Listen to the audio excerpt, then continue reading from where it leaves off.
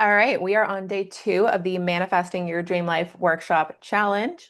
Yesterday, we talked about clarity. We got really clear on 3 goals that we wanted to achieve, and we got specific. And then we dug deep and found the why behind these goals. So hopefully, you got an emotion, a feeling, an energy behind these desires. What is driving you?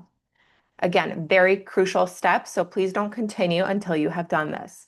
Today, we are talking all about confidence. Finding the confidence to believe in yourself, to know that you are worthy of more, that you are capable of more, because you are. I'm telling you right now, your desires are your destiny. Everything that you want to achieve, anything and everything, you absolutely can. And today we're going to talk about finding that confidence to actually believe this because I can tell you hundreds and thousands of times that you are absolutely strong enough, smart enough, capable enough, worthy enough, beautiful enough to achieve anything you want. But I need you to believe that. So, how do we do that? Well, a couple points I want to make. First, you have a desire because you're meant for it. All right, I just said your desires are your destiny. So there's a reason why you have the goals that you have, and I have the goals that I have. There's a reason why some people want to be chefs, some people want to be pop stars, some people want to be CrossFit champions. There's a reason why we all have these different goals and these different desires. Because imagine if we all had the same exact goal. Life would not work. The world would not run.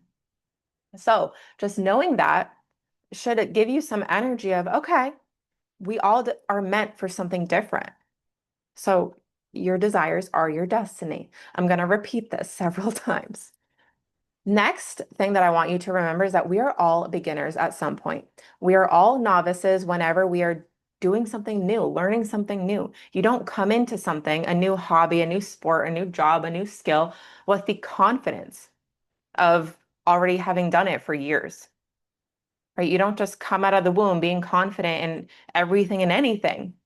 No, we have to learn and we grow and then we excel. And then maybe we get to the level of being an expert or professional, but we don't start there. So even with the practice of manifestation, learning that you are, or understanding, having the confidence that you are capable of creating your dream life, that doesn't come naturally. I wasn't always confident that I can create my dream reality, my dream life. Now I do, but I had to start somewhere. So acknowledging that we are beginners and we're not going to be experts, we're not going to be 110, 150% confident in everything that we do right off the bat should take some pressure off. I want you to just acknowledge that. Don't be embarrassed at whatever confidence level you're at right now. Just acknowledge it and be like, all right, this is where we're starting at. This is my starting point, and it can only go up from there. So we're all novices. Now, how do we actually build this confidence?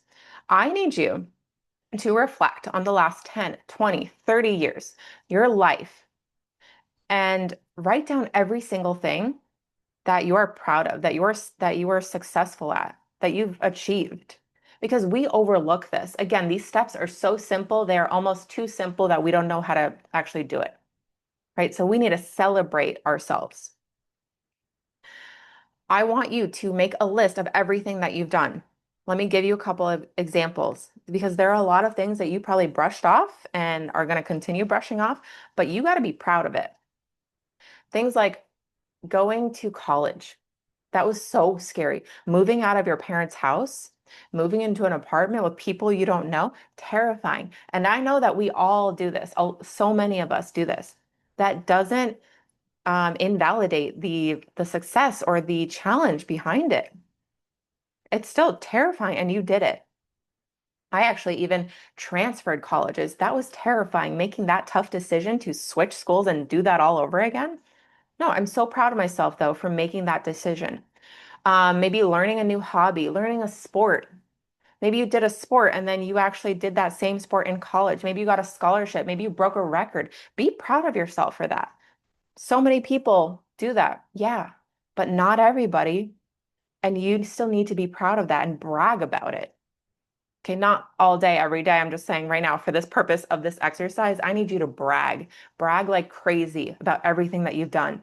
Maybe you got a job on your first interview. Maybe you switched jobs. Maybe you quit a job that was just sucking the life out of you. That's not easy. Maybe you went in and asked your boss for a raise. Again, that's not easy. And if you achieved that, amazing. If you didn't, still, you got out of your comfort zone. And now you know that you can do that. Anytime that you feel like you deserve a raise, you can go in there and advocate for yourself. So anywhere that you started out terrified, you got out of your comfort zone and did something, and then now you have the confidence in yourself to do it again, big or small. Maybe it's ending a relationship or a situationship. That's not easy. It is so much easier to stay comfortable, to do what you've been doing, even if you know that it's not the best. Leaving or getting out of that comfort zone is something you need to be so proud of. Getting out of your comfort zone is something we need to be proud of and we need to celebrate and we need to be so pumped and hype ourselves up that we can do that. Because if you can get out of your comfort zone, you can do anything. Seriously. Your comfort zone is a death trap. All right, so a couple other things. Maybe you signed up for a marathon. I signed up for a half marathon one time and I was not a runner at all. But now I know that if I wanted to, I could do it again. I'm probably not going to, but I have the confidence that I can train for one. Maybe you went on a solo trip somewhere. Maybe you went to a concert or a networking event by yourself. Now you know that you're capable of doing that again. Maybe you learned a new sport. Maybe you started paintballing and you've never done that before and now you love it. Now you're getting better and better at it. You see, I'm trying to give you examples across the board, but this is what I need you to do. Write a long ass resume of everything that you have achieved and be so damn proud of it. I want somebody to take this list and be like, wow, this person is, you are unstoppable. Because again, we don't do this enough. We keep raising the bar because we're high achievers, and that's awesome. That's a great skill to have. But if we keep raising the bar without acknowledging our success, without hyping ourselves up, reminding ourselves how successful, how smart, how courageous we are, how strong we are, insert whatever adjective that you like. If we don't remind ourselves of that, we're constantly going to think that we're not enough because we keep raising that bar. Right? So I need you to do this. Write for 5 to 10 minutes everything that you've done and be so dang proud of that. Number two, I want you to commit. A lot of times we say things like, I'm going to go to the gym 5 times this week, and we don't go. I need you to say what you want to do and actually follow through. This is called trust, but trust leads to confidence.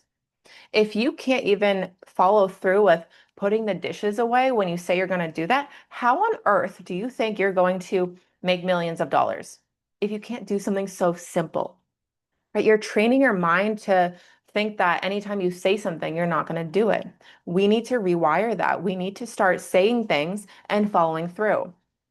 So come up with a couple of habits, maybe 5 things, give or take. Don't overwhelm yourself. 5 things that you want to commit to this week. Maybe it's new habits. I want to go to the gym 3 times this week.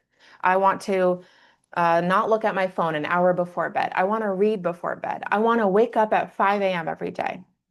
I want to drink more water. Whatever habits you want to do, or a task. Maybe it's a task. Maybe you want to call a friend. I need you to write those down and commit and make sure you follow through. Otherwise, do not write it down. Do not tell yourself you're going to do it because that's going to break trust in yourself and that's going to break the confidence in yourself. When you continue to trust yourself and you continue to execute on what you say you're going to do, you're going to build so much confidence in yourself of actually following through and doing everything that you say you want to. An easy comparison is imagine if your friend said she was going to meet you for dinner and then she just didn't show up.